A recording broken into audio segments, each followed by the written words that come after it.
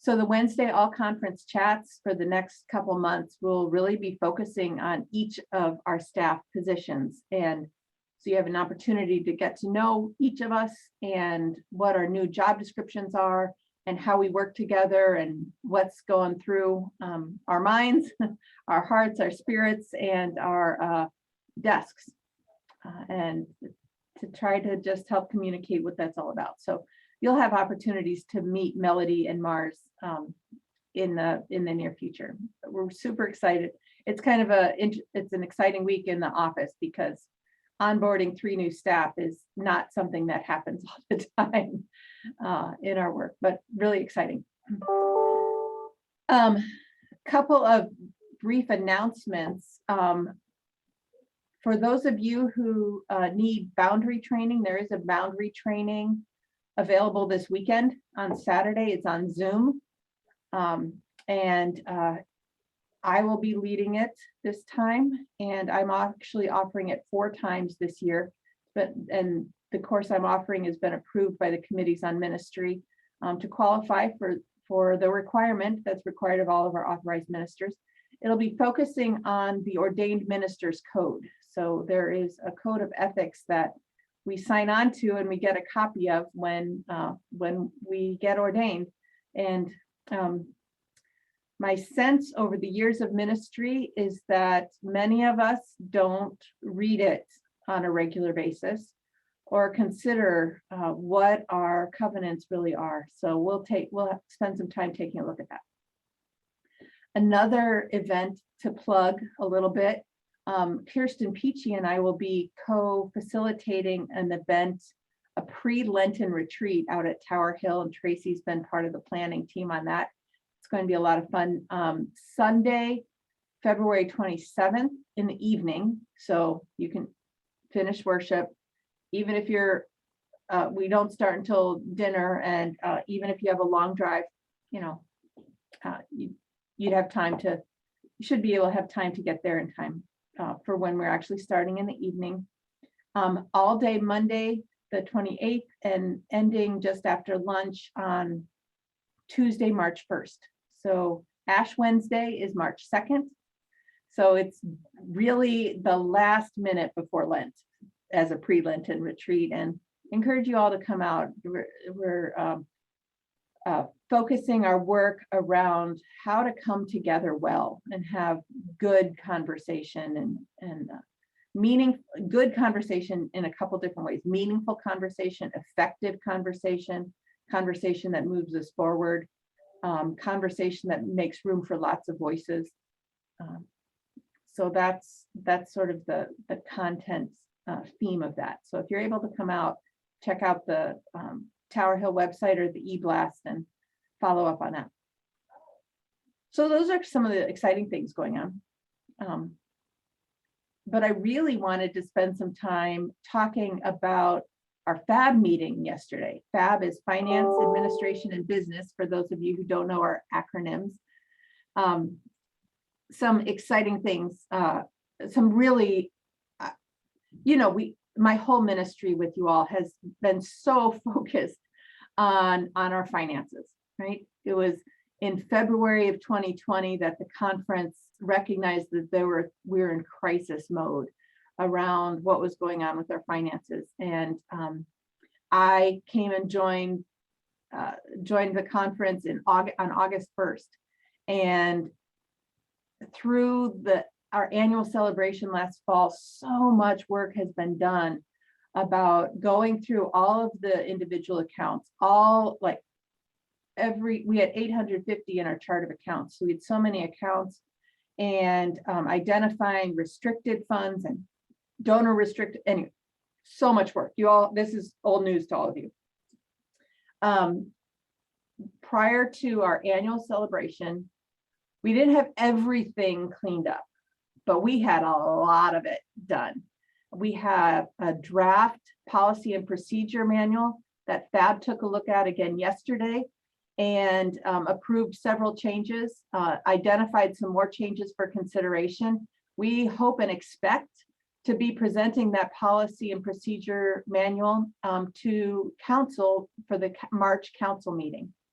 Another piece in anticipation of that, we have to match up the financial policy and procedures with our personnel policies and procedures, which are both being developed simultaneously, and double check and make sure that there aren't conflicts and that all of those pieces get resolved so that we will have financial policies published in writing. This is a celebration. Other news from our FAB meeting was we got our end of the year numbers in, and we approved the draft reports, recognizing that there's still some lingering details that, you know, unlike a business where you don't sell anything again after, you know, you do your inventory at the end of the year, March 1st, not March 1st, January 1st, it's full clean books. Anything that's done was done December 31st. Our books are slower because in churches, your monies come in through Christmas and through the end of the year. And then the donations that are then passed on to the conference, OCWM gifts in particular, come in later. And our donations, our deadline, our cutoff this year was January 10th. The reports included everything that came through the bank that processed the bank by January 19th. And our goal is to have the portion that goes on to national paid before the end of the month. So that's what our schedule has looked like. Our goal for OCWM, our church's wider mission, which is the primary source of income for the conference, and it comes exclusively from the congregations of the Illinois Conference. That is where all of that money comes from. It's from you. And our goal was $1.1 million, and we came in at $1,042,000 and some odd. So just about $1,050,000. It's $100,000 more than we brought in 2020. This is huge. This is this is like a happy dance at the Carlson House. This is such a big deal. This is the kind of recovery that we'd hoped for, but only comes with the rebuilding of trust. I recognize how important that rebuilding of trust is and continues to be. And the FAB committee and the conference council are deeply committed to continuing to rebuild that trust. But now that we have numbers that we can report and make available to you, and make available to ourselves, it's not like we were keeping anything. We didn't have the information. We are operating blind as well. We are committed to continuing to share that. Molly? Yes. Yeah, does that 1 point, the 100,000, $1,050,000, does that take in account, or do we know the numbers of what would be the false overlap from the previous year when we changed the cutoff dates? Yeah, thanks, Mark. That is something that it does include that, but that overlap we estimate at being between $30,000 and $50,000, which is pretty inconsequential considering the large overall amount. So our cutoff was the same. It was also January 10th in 2021, I'm sorry, for the 2020 giving. And that was earlier and was not well than it had been in previous years, and it was not well communicated with the conference. And so there were gifts that came in and were designated for 2021 giving that the churches understood them to be their gifts from 2020. And so some of those reports will be irregular. Thanks, Mark. Another piece of celebration is our final bottom line was black.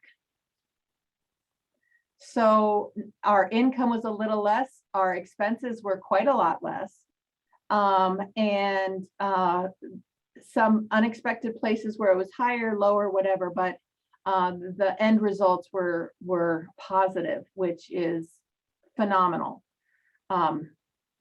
There's some nuances of details of that, which I'm happy to go into, but I don't want to spend the time in this call going over that. There will be money matters, and there will be ways that we share the full reports that you'll be able to look at and ask questions about. Another huge celebration, camps, right? This last year, camps were operating still in full pandemic mode. We did not do summer camps this last summer in 2021. It was a tough year, and camps and outdoor ministries were given little choice in the matter of make it or break it, come in with a balanced budget and positive operating period. And the way that the camps budgeted, they expected that there would be a little bit of deficit, that they couldn't quite make up all of it.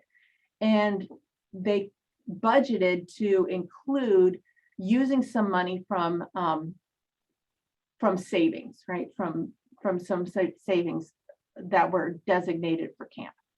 So with that amount, the amount they need to cover the deficit is less than what they budgeted. So they did have a little bit of a deficit, but it was more than made up. It was less than what they anticipated. And this coming year, their budget has no draw from budgeted from the savings. So fantastic work happening by Tracy and Mitch and the Outdoor Ministries Committee. Just really phenomenal work. Great place to be financially coming out of that. Another celebration from Outdoor Ministries. This team set a fundraising goal of $100,000. Now that's beyond all of the expenses, all of the fee increases, all of the retreats, all of the promotions. This is direct fundraising, asking individuals to give to support Outdoor Ministries. They set a goal of $100,000 and raised over $107,000. 107% of a fundraise of an already audacious fundraising goal. That comes down to you guys. Your generosity, the generosity of the people of the Illinois Conference. Also success in writing grants and getting grant funding to provide resources.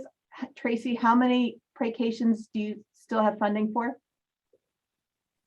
Let's see, I just checked. I think we have 24 reserved. So we still have about 6 or 8 to go. So clergy, if you are out there, lay folk, if you have clergy, please encourage them to come out to Pilgrim Park or Tower Hill for a 3-day, 2-night stay. This is a use it or lose it. So we will return this money to the grantor if we don't have enough people taking this opportunity. So please encourage your pastors to consider coming out for a 3-day, 2-night stay. Catherine. Tracy and or Molly, is there a timeline that those need to be used by? We're hoping to do it by the end of February. We could extend that a bit, but we're really hoping to have that completed by the end of February. Okay, thank you. Mm-hmm. So much good news. We also completed sales of 2 properties, the property in Malta and the property in East Peoria. We have another couple properties for sale and anticipating that they're active. They have visits and offers and stuff active on that. A very active property committee this year. So grateful for their work and attention to detail and engagement. So I left the FAB meeting feeling extremely optimistic, extremely positive.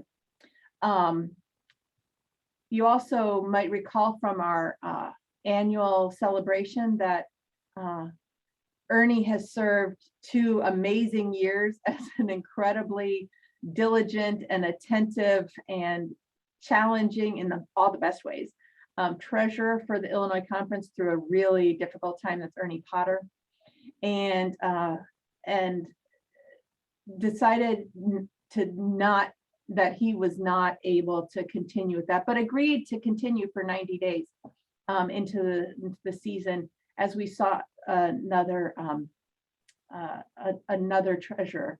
And the council is executive, the full council, I think, David, is that correct? The council is having a meeting, it's not an emergency meeting, it's like a not usually scheduled meeting on Monday night to review some recommendations from nominating. Christine Vesely has accepted the nomination to serve as treasurer. Scott Peterson has accepted the nomination to serve as an at-large position on the FAB committee, replacing Christine in that particular, she'll still be on FAB, but in that particular role. And then as Melody Seaton has accepted the staff position, we're looking for a new chair for the stewardship committee, and I haven't heard the most recent updates. I know nominating's working hard at it and hopes to have some information for us on Monday. David, you went off mic, you unmuted. Did you have something you wanted to add? Nope, changed my mind. Okay. Well, I will say that at least the email I got from conference offices stated it as an emergency meeting. Okay, we can call it an emergency meeting. It is an emergency meeting, Mark, you're correct. It's an unscheduled. Yeah, but the reason for it is because Ernie said he would stay 90 days or until we found somebody. It's going to take a good 30 days to be able to transition Christine into this with them working together. So I wanted to get this done as soon as possible so that we can start getting the approvals necessary from the banks, the UCF funds and everything else. And that will take about 30 days. So that's the reason for it. The other two positions also by conference policy have to be approved by council as well. So we're just going to do it all one time. So it's no big deal, but it's appropriate since we don't have a council meeting in February to go ahead and do it now. Good catch, Mark. Hey, David, it's Bob. Do we want to make any changes to the property subcommittee at that emergency council meeting as well? Yes, we have one of those planned as well. You do have that, okay. Yeah. Just want to make sure. So I wanted to, I was just full of excitement with good news to share for you all. I don't know if I want to invite anyone that was involved in the FAB meeting, if there's any updates, anything I missed that we should share. And then let's open it up for some general conversation.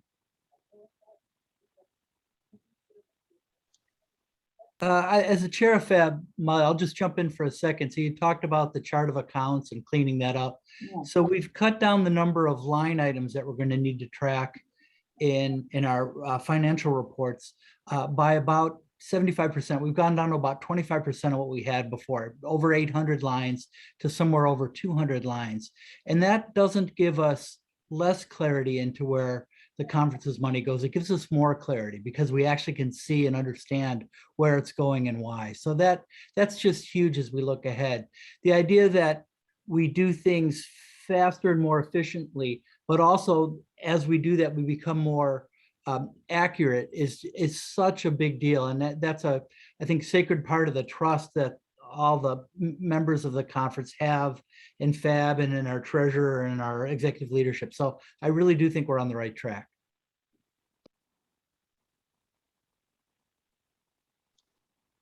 The other thing that we found was in the process of cleaning up the OCWM for the end of the year so that we could book properly what we have for the end of the year.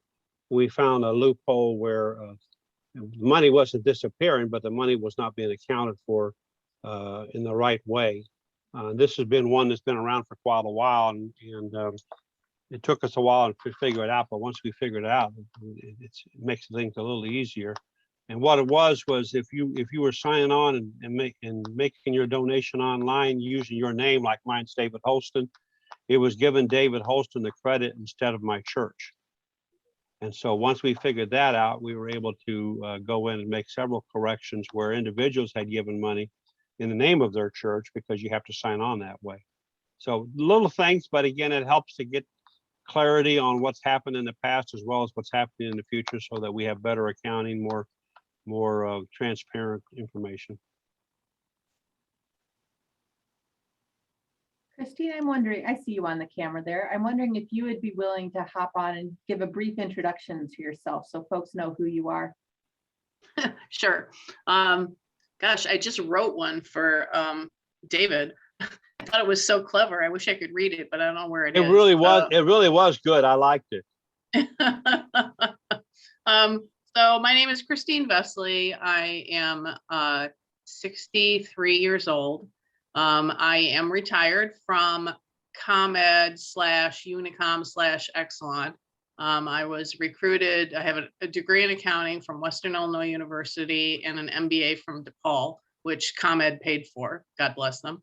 I worked for them for almost 39 years. I had, probably 14 or 15 different jobs, different roles while I was there, and all in various types of financial management, budgeting, forecasting. I did some procedures and audit work. I did a couple of financial systems implementations, which actually was the thing I enjoyed more than anything of all the things I did in my career.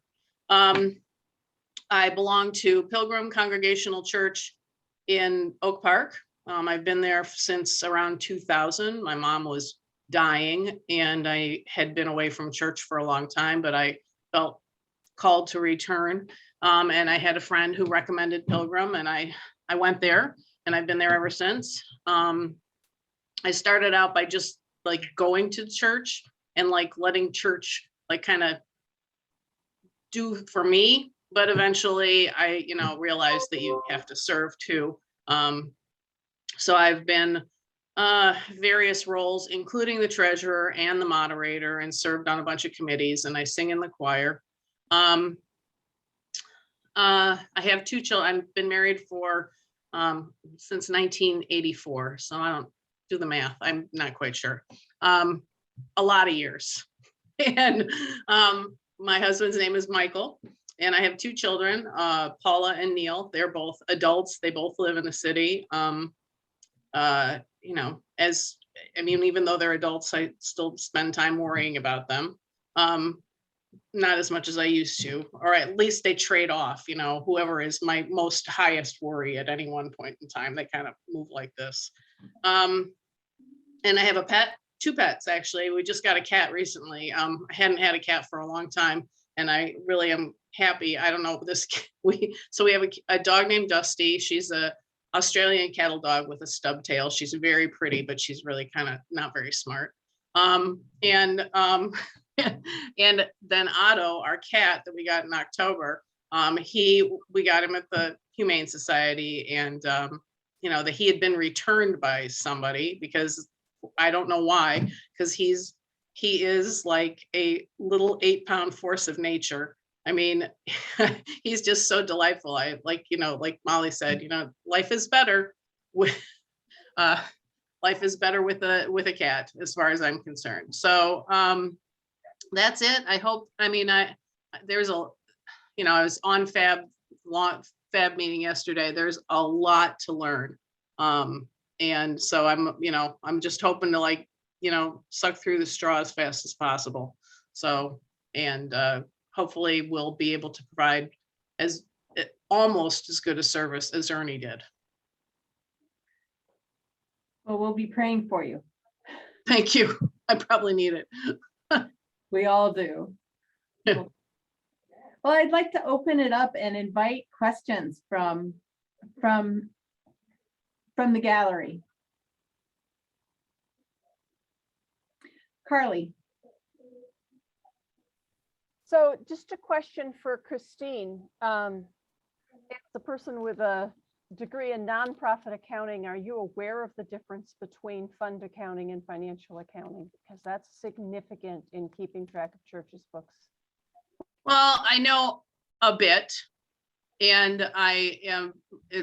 our meeting yesterday, when we went through the chart of accounts, was actually quite helpful.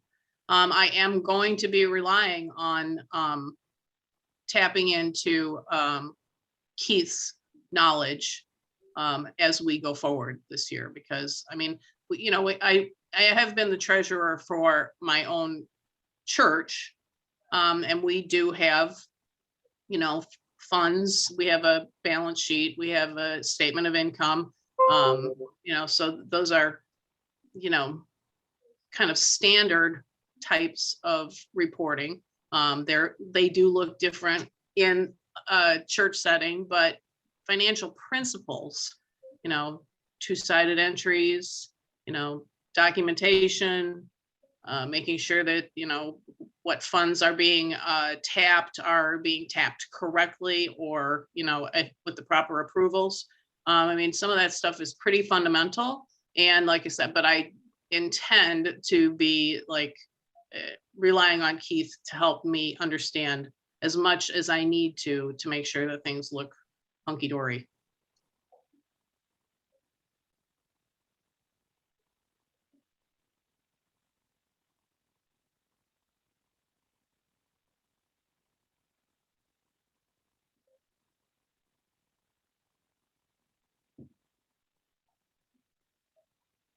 So one question that gets asked in our office a lot, a couple of questions that get asked in our office a lot. One of them is, are we doing the fair share? What happened to the fair share letters? These were letters that went out from the ACM for Stewardship every fall, encouraging churches to communicate their commitment to the conference for the coming year.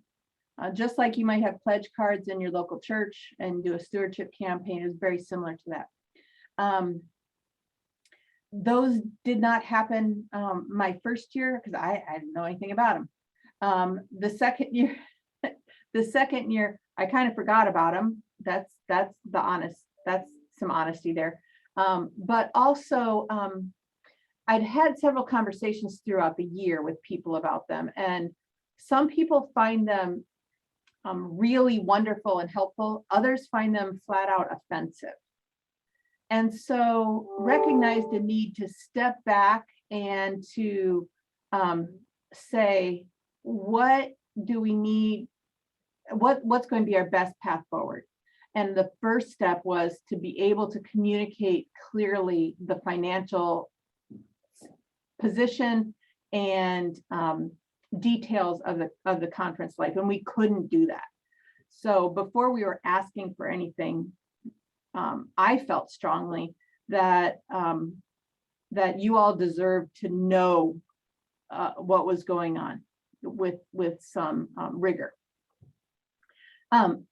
So we are looking this year at how we now use this information, this good information, and our relationships, and what are the next steps in rebuilding trust and rebuilding mutual financial support of the ministries of the conference. And the conference is all of us. And but as a body, you all have called some staff, and we do a lot. Which I think most of you have witnessed over the last couple years, and we're happy to talk with you more about. Part of what we're doing is communicating what are some of those things that we do, and what it actually costs to do the work that we share together. So we did not send out a fair share letter this year, and we will not be. We have not asked churches to submit their pledge for 2022. If your church wants to do that, we will welcome that pledge. We're even happy to send you reminders of what your pledge was and how your giving compares to that. We are also committed this year to be sending out thank you notes and confirmation notes, acknowledging receipt of the gifts that come in throughout the year. And so you should be seeing those with regularity.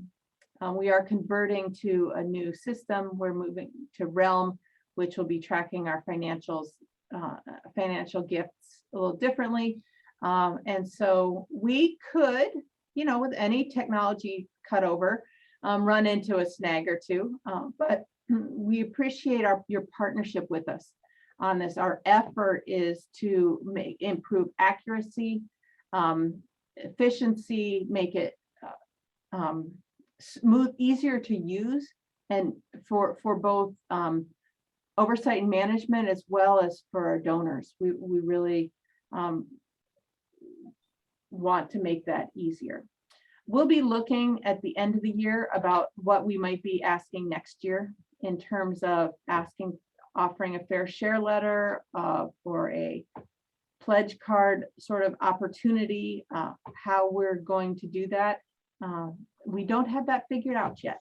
And so we're going to be, that's one of our priorities for this coming years to look at.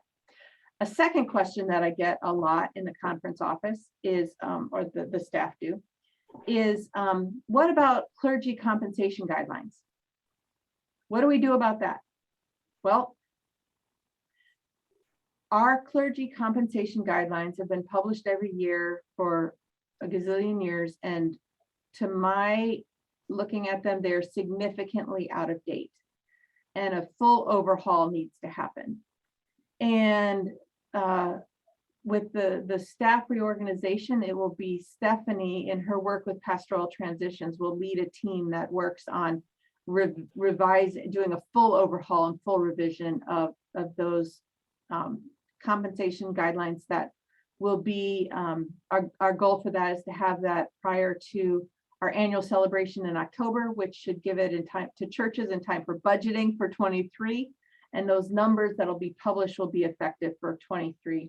The possible exception of if the cost of living adjustment calculations might not be completed if the cost of the COLA hasn't been announced from the federal government.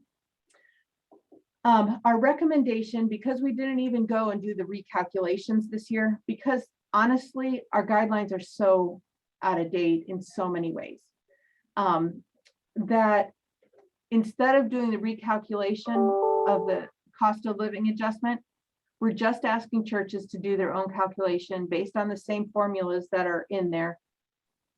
But the recommendation is a cost of living increase consistent with the cost of living adjustment by the Social Security Administration for this year. It's 5.9%, which is a whole lot higher than it has been for the last several years. If your budgeting happened beforehand, I'm going to strongly encourage churches to take a look at that when they're looking at their 23. So if they didn't make that 6% increase this year for cost of living change, they really need to be looking at making that up or addressing that when doing budgeting for 23. So our new numbers will reflect that, but it could end up being a big bump. 6% is a really big bump. It's significantly higher. The conference for our staff, we calculated our budget based on a 2% increase, which is more consistent with what it has been. And so when we're looking at budgeting for 23 as a conference, we need to look at that we did not make a cost of living adjustment that matched the cost of living expenses of living in our world today. So that'll be a question to look at next year. Molly? Yes. Something just that always has confused my church is not that they particularly have followed the recommendations over the years, but something that has confused my churches is when it, and maybe the group wants to, in the document, make some comments about, when it comes to COLA, the issue around how you take the rise in medical out of COLA, how you play with that. Because COLA, in other words, if you just do by salary basis, yeah, it's nice to say 5.9%, but part of COLA has to, I would think, or churches do, also has to reflect what they raised in whatever the raise was inside medical. Well, how it is COLA is specifically salary or salary plus housing at salary basis. It specifically applies to that. The cost of the employee cost for a church will increase likely more than that because healthcare costs have continued to rise. Yeah, but is that how it's calculated in the Social Security? Doesn't Social Security include medical costs in the 5.9%? No, that's the way that that's calculated in my understanding, and I have some I have financial people here who know more than I do, but my understanding is that applies specifically to the salary basis. I'm seeing some heads nod, so you can't see those heads nod, Mark, but they're nodding.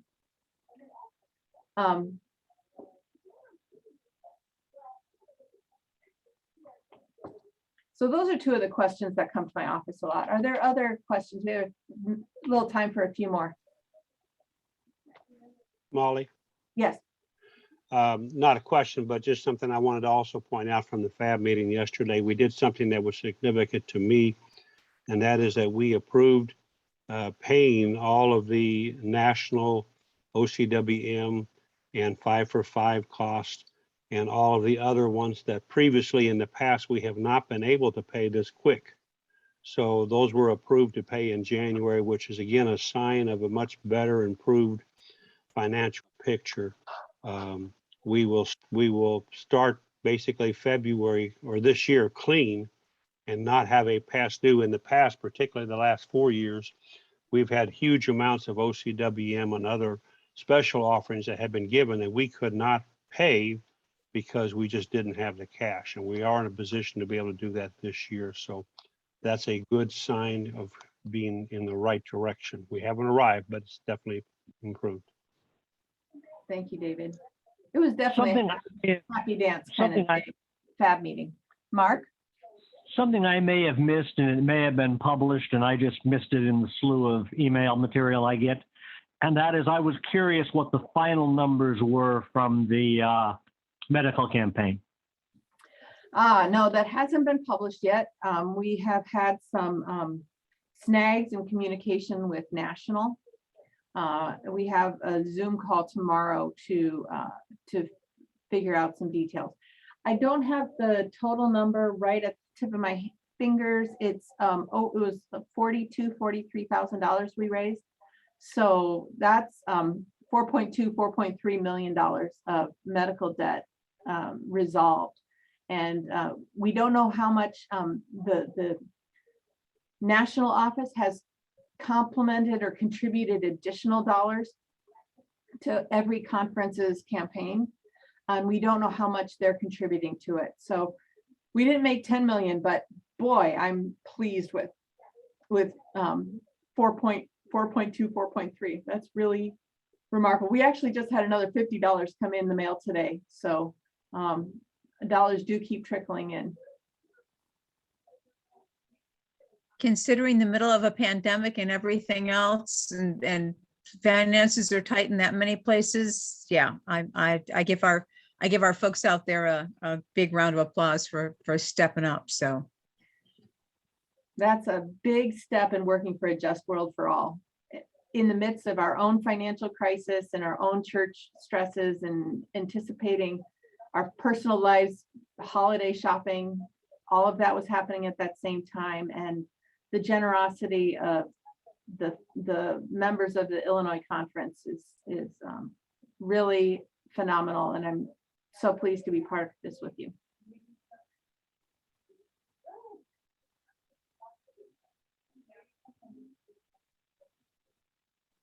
So is there a final question or?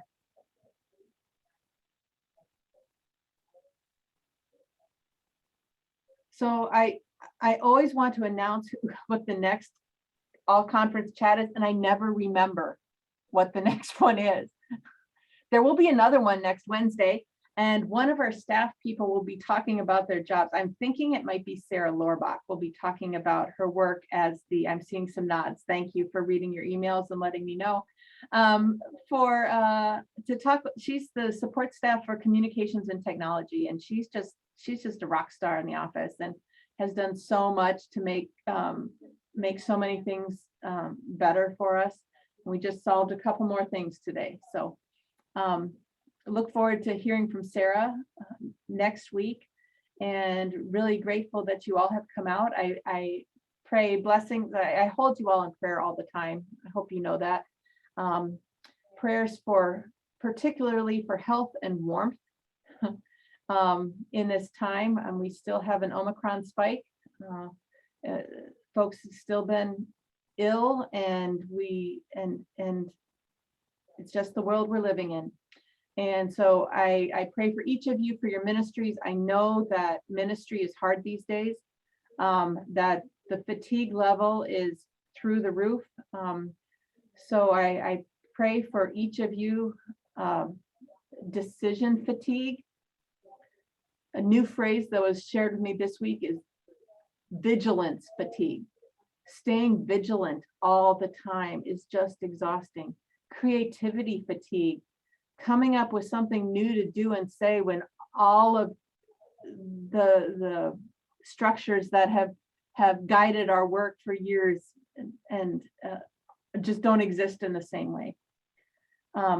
Just the spiritual fatigue is real. And so all of you, whether you're clergy, lay people, volunteers in your church, active in the life of the conference, the MLT, every Monday we meet and we lift up particular prayers and general prayers, and know that you are in our prayers, and we acknowledge and recognize how hard this work is at this time, and are just so grateful for all of you. So as we enter into my 50th year, ready for some good work. Carly, we celebrate your sabbatical. We're so glad you are heading for that is living out. It's the countdown is on.